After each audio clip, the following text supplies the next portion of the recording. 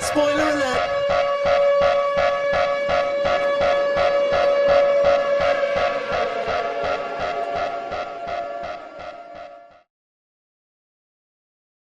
Welcome to Spoiler Alert. I'm Ryan.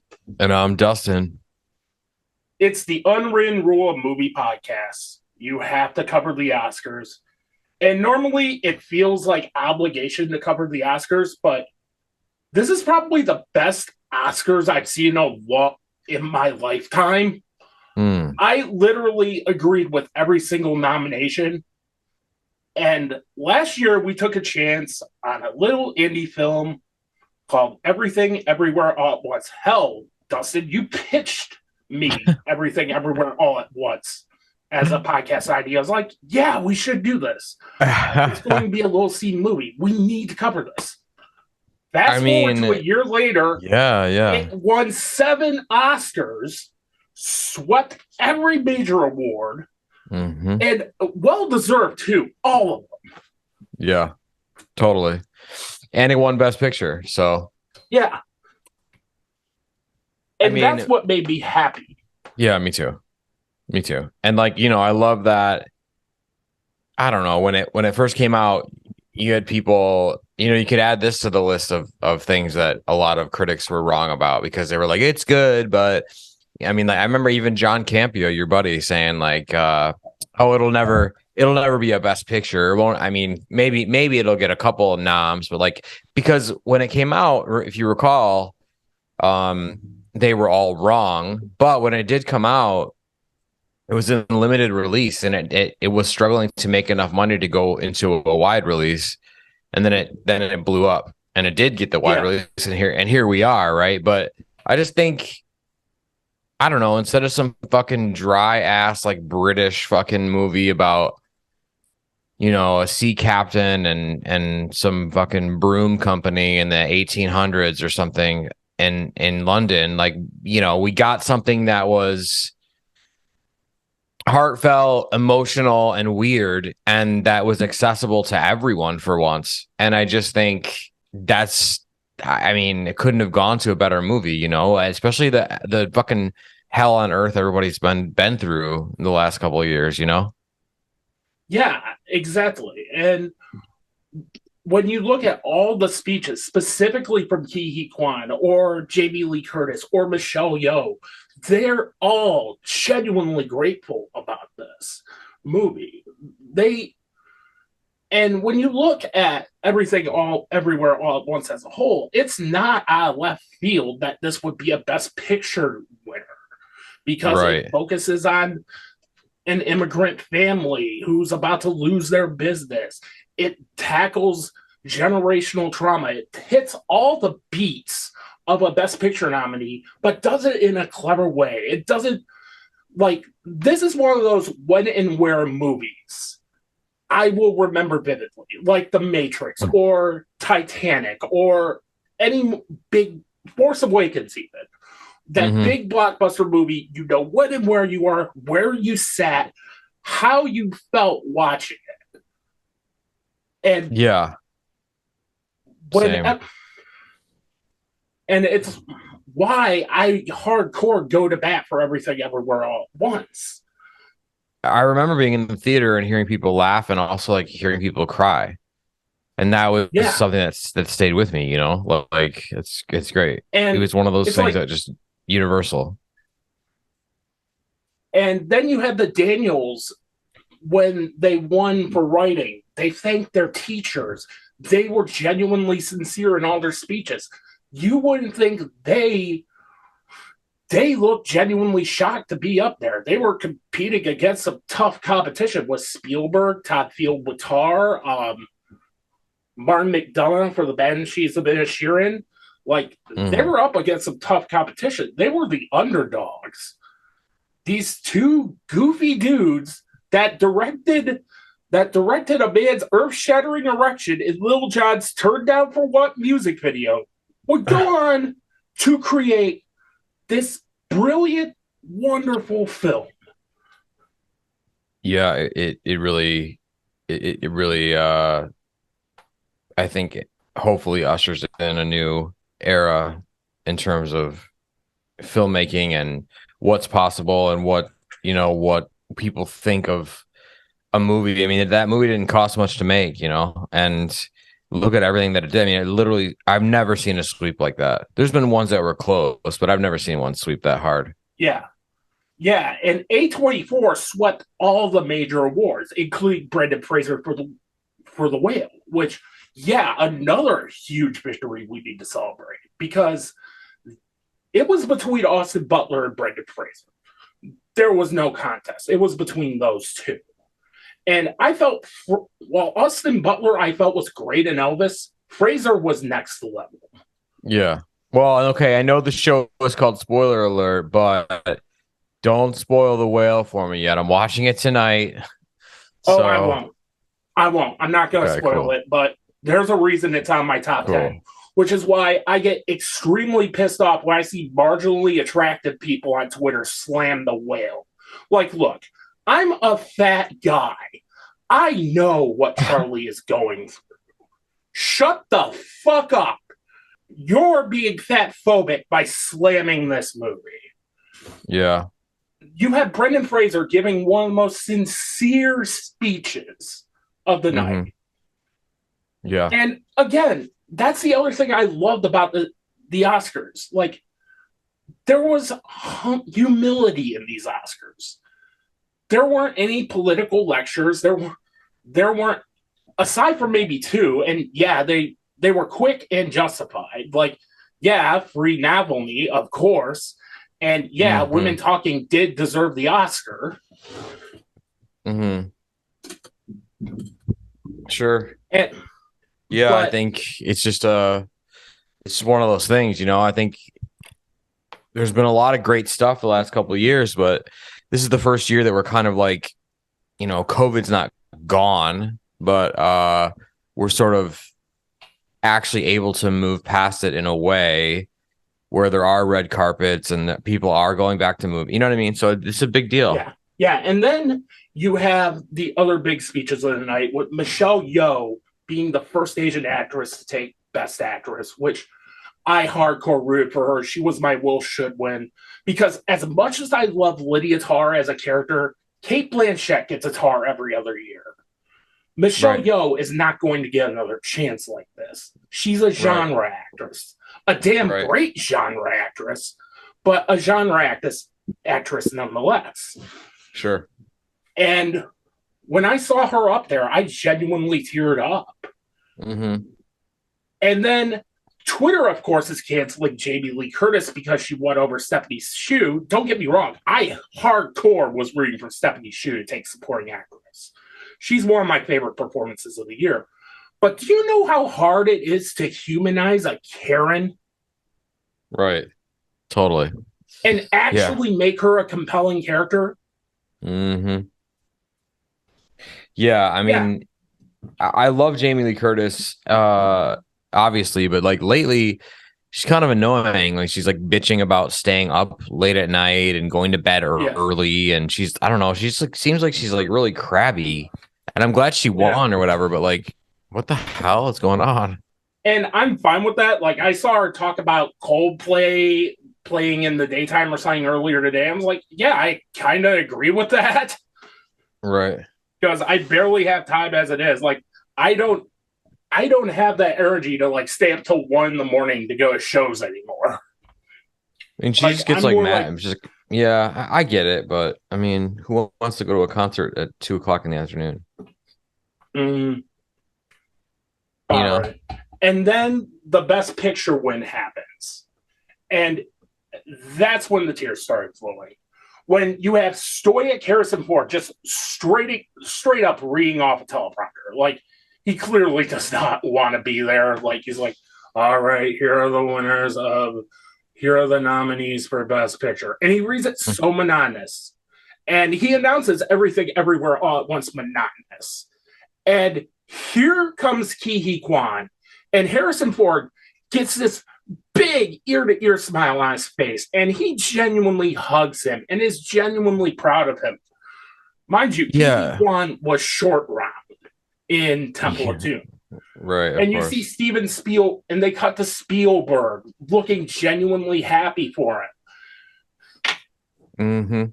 It's like little moments like that. That's why I was so happy Everything Everywhere All at Once won. Yeah, I think it's great.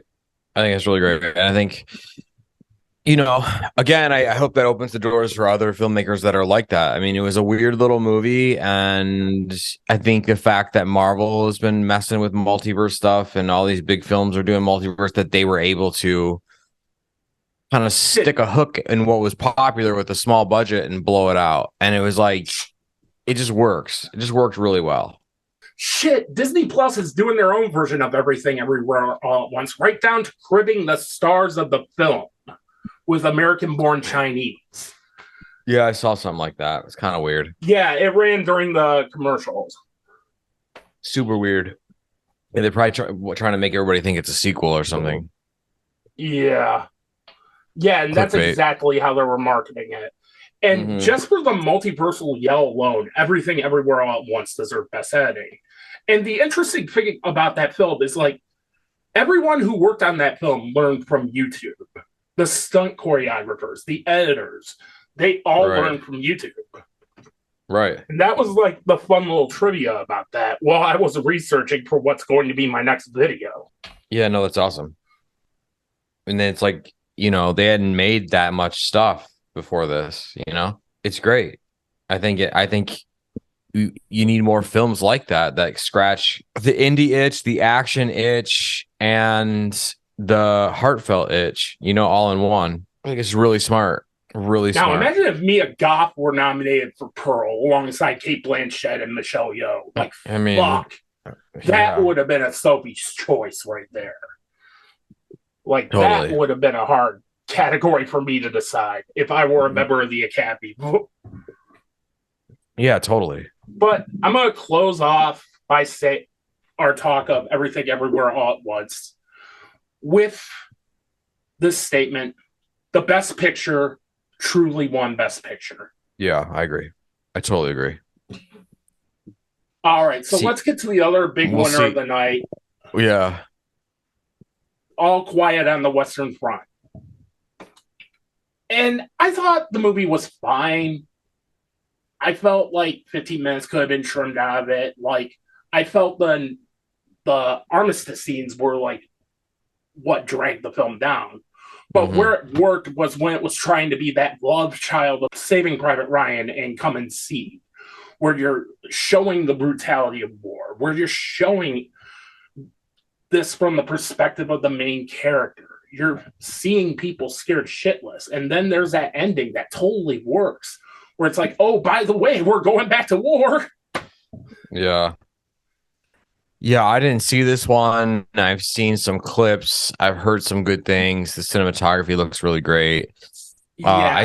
I swore they made this movie already, but I'm probably just thinking about the book. They did 1930 and 1979. Yeah, there we go. But the difference is this one is in its native German. Right. Yeah. And speaking of cinematography, I'm glad the best cinematography won for that, for All Quiet on the Western Front, because I was hardcore disappointed in the nominees for cinematography. Yeah. I was like, where's Decision to Leave? Where's Nope? Where's The Northman? Hell, where's RRR for that matter? So the Northman got nothing, huh? Yeah, Northman got nothing. Wasn't even nominated. Wasn't even nominated for anything. So was That's crazy. Decision to Leave. Like, Decision to Leave was like was insanely good. I thought that would have been a lock for international feature. I don't even recall who was in that one. It's a Korean film. Oh, okay, yeah. Now I know that. Yeah, okay. Yeah, it's from the director of the original Old Boy.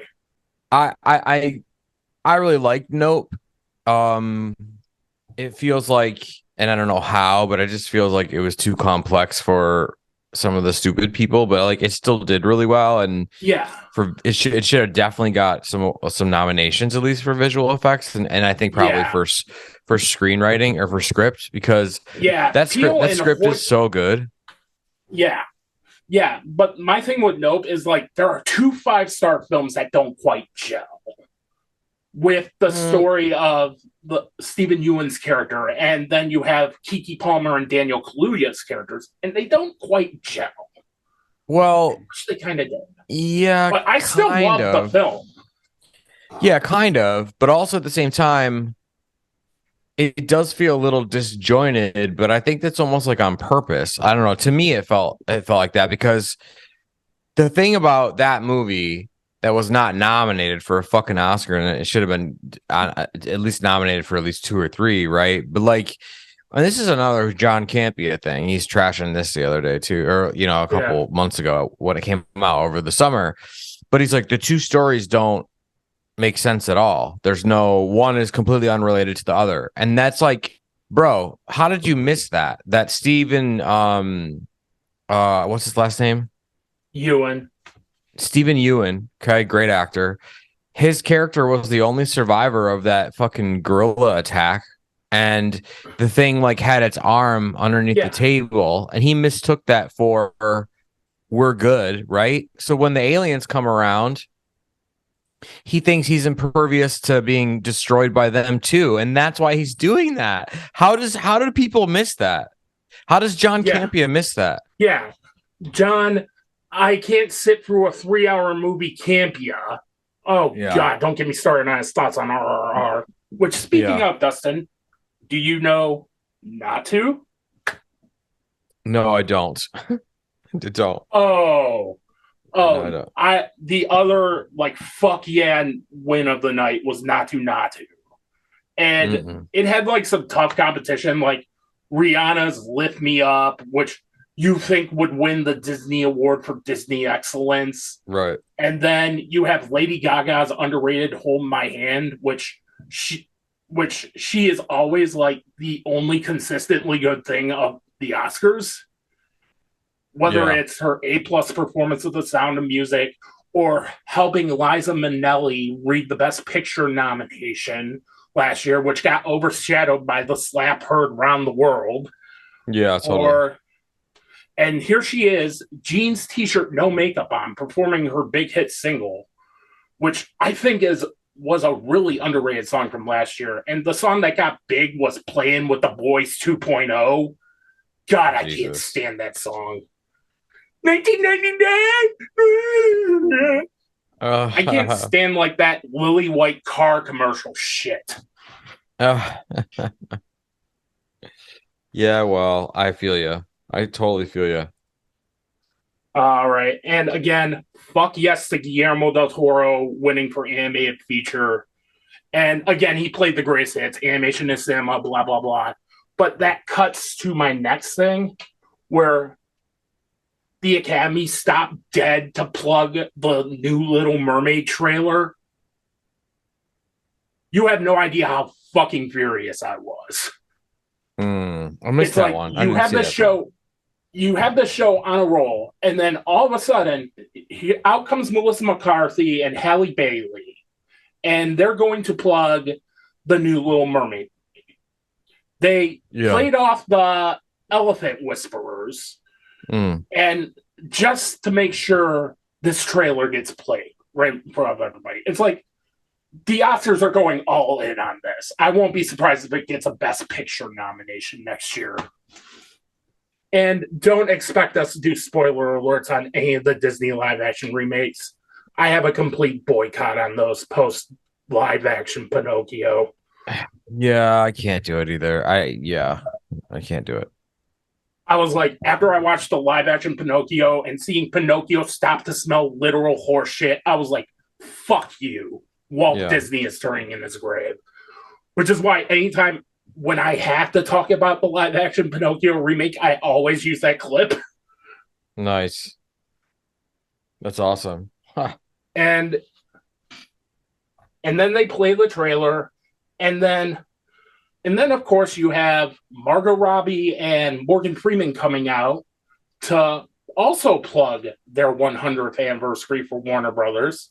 And they have Mm. zero chemistry whatsoever together. They're talking over each other. They clearly do not want to do this. And what they end up doing is, because Warner Brothers is so cash strapped right now, is they run that same telling every story promo. They drop like 2 months earlier on their YouTube, which I'm like, okay, telling every story, huh? What about David Ayer's cut of Suicide Squad? What about Zack Snyder's Justice League 2 and 3? What about fucking Batgirl? Yeah. Don't give me this telling every story bullshit when you're Thanos snapping shit. Yeah. God, I know. Well, it's a mess over there. It's a mess over there. I mean, hopefully they sort it out. I have faith that they will. I mean, they lost Christopher Nolan. You know, Yeah. I mean, yeah.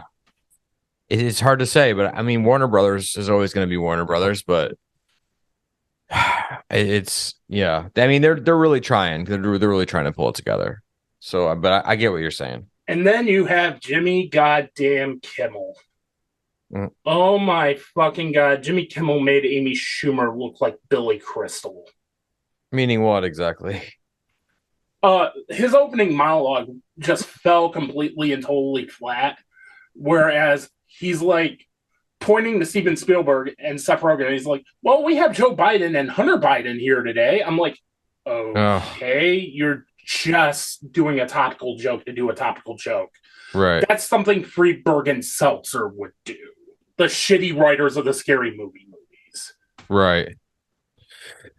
Yeah. And then one of the most egregious things of the night is he does a really cringe Q&A bit wherein he's asking celebrities questions apparently from real people. And then the first thing he does is he goes up to Malala, the youngest winner of the Nobel Peace Prize, who got shot in the head for wanting to learn. And then Jimmy Kimmel asks her point blank, so did you think Harry Styles really spit on Chris Pine? I'm like, Malala didn't get shot in the head to be a part of your cringe ass fucking don't worry darling joke. The winner is Malala Land, everybody. And you could tell she was clearly uncomfortable with the bit. And she's like, I'm only here to promote peace. In like the most deadened, like, get the fuck away from me voice. Sure. And I'm just going to say it bluntly. If she slapped Jimmy Kimmel, she would have gotten a standing ovation. Well, maybe next year. Yeah. Maybe next year. Yeah. Jimmy Kimmel's just kind of like, I don't know. I've always been a fan of him, but it feels like he's just sort of like going with the flow all the time. Yeah. He's just hit and miss. Like, sure. And of course he's joking about the slap in the most painfully unfunny ways. I'm like, bro, you dressed up in blackface on the Man Show. Stay in your lane. Oh, yeah. That's crazy. But there was one Oscar I hardcore disagreed with. All Quiet on the Western Front taking score over Babylon. Yeah, I heard a lot of people had a problem with that. I don't think you're the only one. I can't hum a note from All Quiet on the Western Front.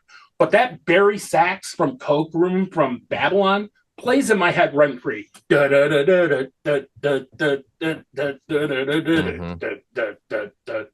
if I had a Barry sax right now, I could probably play that riff from memory. It's so ingrained in my head. Gotta love being a band nerd. Yeah. I already pre-ordered the vinyl for that too. I can't wait to get my hands on that. Yeah, that's awesome. And speaking of cringe bits, you had Elizabeth Banks coming out with a guy in a bear suit who's supposed to be the cocaine bear. Yeah, and she's like, well, without visual effects, I'd have to resort to this. I'm like, what, pray tell, Elizabeth Banks, director of Charlie's Angels 2019, is wrong with fucking practical effects? The Godzilla movies were made with men in suits. Right. And God bless her, she's trying to sell the bit, but it is not carrying at all. Yeah. And also, going back to what I was talking about with the Jimmy Kimmel Q&A bit, stop doing audience bits. They're so fucking hacky. Yeah, for sure. Yeah, Ricky Gervais is really the master of that. Yeah. Yeah, I can watch that. I can watch that for years. And shockingly, I did not get pissed drunk at all. Wow. Yeah, usually when I do the Oscars, I'm like pissed drunk because I was gonna take a shot for either the slap or whenever somebody got political, and I got more drunk off the slap than any political undertones. Right. So bravo, Oscars. Yeah, I mean it was a pretty peaceful experience. I think it's what it felt like. Yeah. Compared to last year, Jesus Christ. Yeah, and I kind of loved where it was going. And I loved the positive energy of the night, like how the Irish Goodbye guys brought on a Down syndrome guy and they all led a happy birthday sing along to him. Or when Ana de Armas's name was called for Blonde and they were chanting Marilyn. Yeah. Which, yeah, that movie fucking sucks, but she was fucking great in it. Kind of made me wish, like, how she would have acted if she were given, say, the Emerald Fennell version of that movie. Right. The director of Promising Young Woman. I think time will be kinder to that Blonde film than critics were. That's what I think. Yeah. Yeah. I didn't like it at all, but Ana de Armas was like the highlight. She was A+ in that movie when she should have just coasted. Yeah. But I will say this much so far, the best horror movie of 2023 so far are the Snapchat commercials that kept playing. I saw a few of them, or one of them. I didn't see a lot, but yeah. That's Snapchat. Snapchat in general is a fucking horror movie. It's just terrible. I never liked Snapchat. No. It's like a fucking kid's toy from Fisher Price that everybody forgot to update. But other than that, I think we covered everything. There's like no real need to draw it out. Congratulations to A24 and Everything Everywhere All at Once for sweeping the Academy. And we'll see you back here next year for Oppenheimer, because whether it hits or whether it misses, we're going to be talking about it. Oh, hell yeah. Oh, hell yeah. We're going to be busy this month as it is. I'm going to Shazam tomorrow. Yeah, dude. So on my docket, like The Whale, I mean, I have a lot of catching up to do. I'm so behind. Yeah. My podcast is just out of control, which is great. But like, I've got that going on and all this, whatever. So like, I'm going to try to catch up, like The Whale, Creed 3, John Wick. To be honest with you, man. Yeah. I would go see Shazam too, but like, it's only if it's playing at the theater that I can just walk to. Because like, I just don't. For some reason, I'm not into it. Like, I don't know. Zachary, I'm the same way actually, because because I love the first Shazam movie, but both of the trailers just felt slapdash. Oh yeah, like they're just fucking cramming that shit together. But yeah, we've already exhausted it. Congratulations to Everything Everywhere All at Once.